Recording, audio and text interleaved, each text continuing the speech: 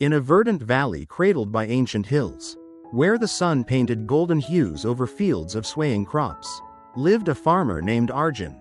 His life, like the land he tilled, was both bountiful and unpredictable. Arjun was a man of the earth, his hands calloused from years of sowing seeds and reaping harvests. Yet, beneath his weathered exterior, his heart was heavy with burdens that no plow could unearth. Arjun loved his work, the rhythm of planting and harvesting, the scent of freshly turned soil, and the quiet satisfaction of a day's labor filled him with purpose.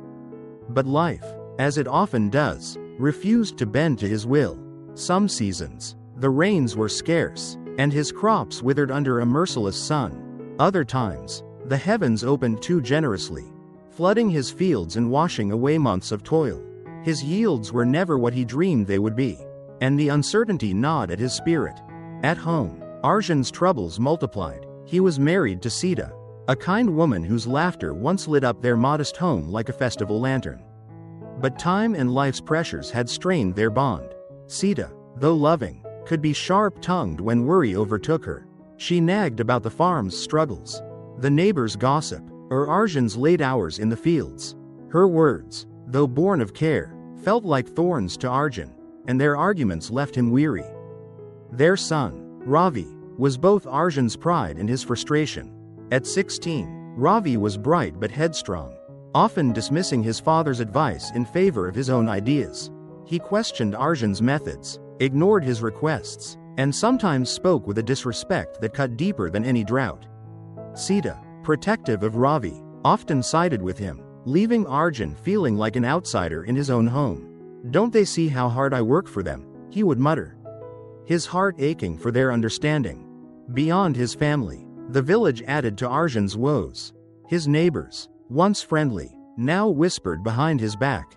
Rumors spread that his farm was failing, that he was too proud, too stubborn to change his ways.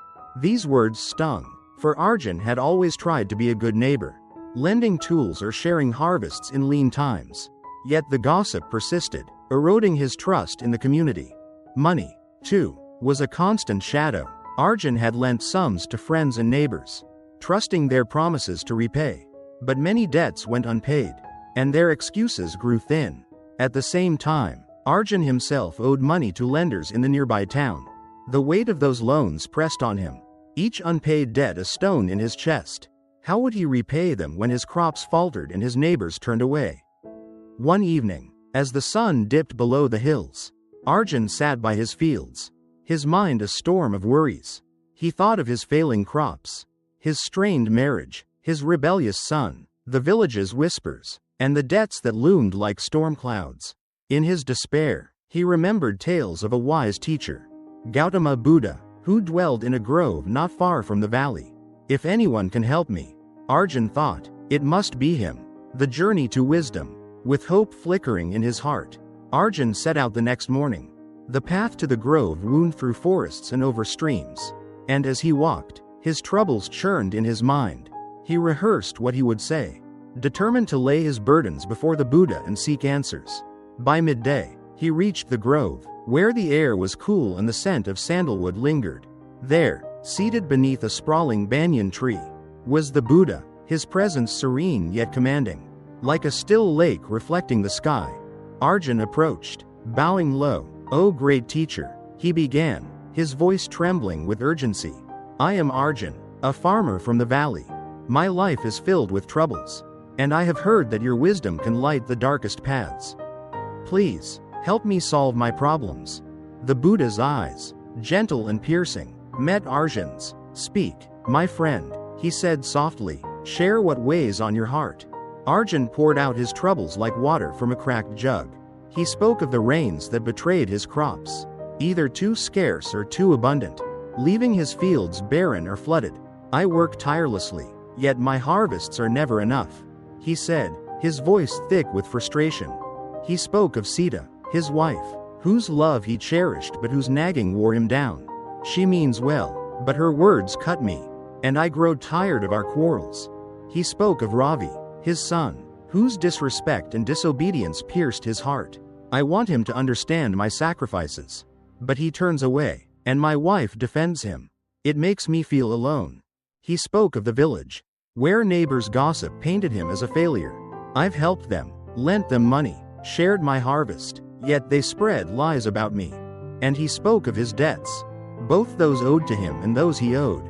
People take from me but give nothing back, and I fear I'll never repay my own lenders.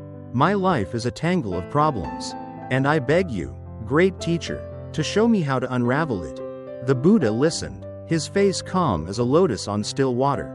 When Arjun finished, he waited, expecting words of salvation, a solution to make everything right.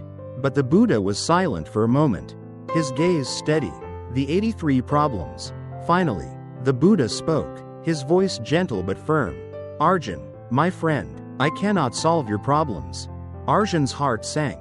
What? He exclaimed, his voice rising with disbelief. I thought you were a great teacher. I came all this way, believing you could help me. If you cannot, what good is your teaching? The Buddha raised a hand, his gesture calming the air. Listen, my friend, he said, every person carries a burden of problems. In truth, each of us has exactly 83 problems in our life. They are the nature of existence, woven into the fabric of being human. Some you may solve with effort, like tending a field or mending a tool. But others, rain, illness, death, the actions of others, are beyond your control.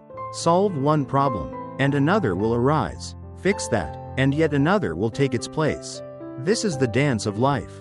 Arjun frowned, his mind racing. 83 problems? But why can't I be free of them? Why can't you help me? The Buddha smiled faintly, his eyes warm with compassion.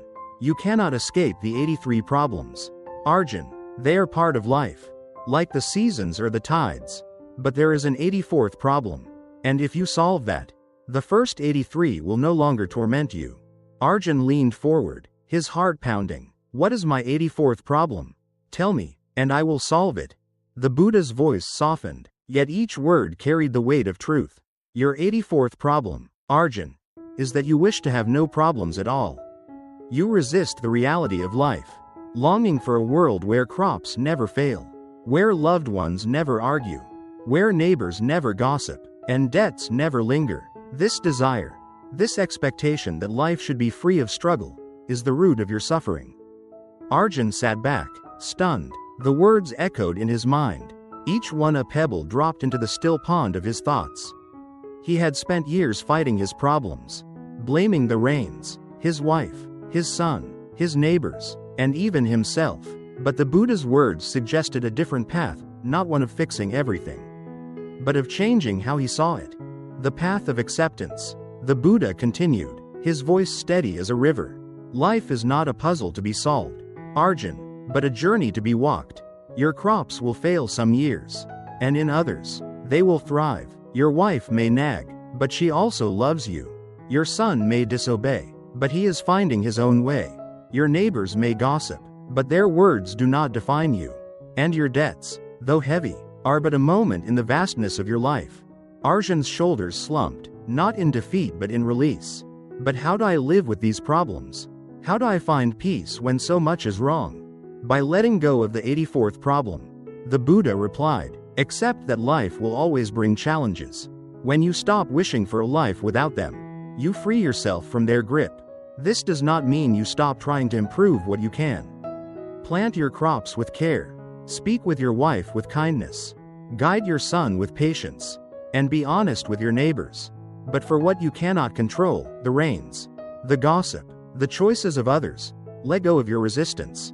In acceptance, you will find clarity, strength, and even joy. Arjun sat in silence, the Buddha's words sinking into his heart. He thought of the years he'd spent fighting reality, growing angry when life didn't bend to his will. He saw now that his anger, his frustration, his despair, they all stemmed from that one belief, that life should be free of problems. But what if he let go of that belief? What if he faced each challenge as it came, not as a burden, but as part of the journey? A new perspective. As the sun began to set, casting a warm glow over the grove, Arjun bowed deeply to the Buddha. Thank you, teacher, he said, his voice steady for the first time that day. I see now that my suffering comes not from my problems, but from my fight against them. I will try to let go of this 84th problem and accept life as it is. The Buddha nodded, his smile radiant. Go, Arjun, and walk your path with an open heart. Problems will come, but they need not steal your peace. Arjun returned to his village, his steps lighter than when he had left. The fields were still there, some parched, some flooded. Sita was still at home, perhaps ready to nag, perhaps ready to laugh. Ravi was still his son, stubborn but growing. The neighbors still whispered, and the debts still loomed. But something within Arjun had shifted. He no longer saw these as enemies to defeat, but as parts of a life he could choose to embrace. Lessons from the valley.